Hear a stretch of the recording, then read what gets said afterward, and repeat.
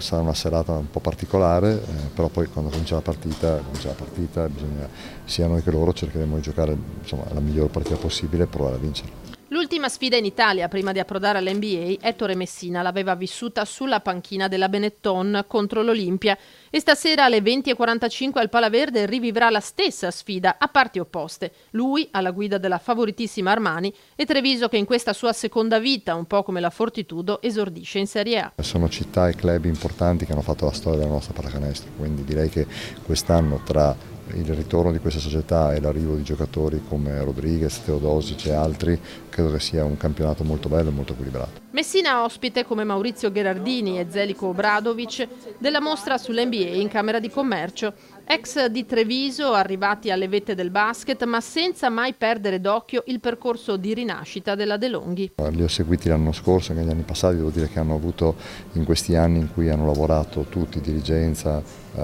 tecnici, allenatori per riuscire a riportare la squadra in Serie A. La cosa forse più bella è stata la risposta del pubblico, la risposta della città, vedere il Palaverde pieno, insomma credo che arrivino con grande entusiasmo e questa sarà per loro un'ulteriore motivazione. Da tifosissimo di Treviso, mi auguro di vedere giocare i nostri giocatori molto bene e mettere l'intensità in campo che proprio coach Messina voleva dai suoi giocatori quando allenava Treviso. Chiaro che stiamo giocando contro la prima della classe e già metterci il cuore e qualcos'altro, cioè gli attributi, sarà già un grande risultato.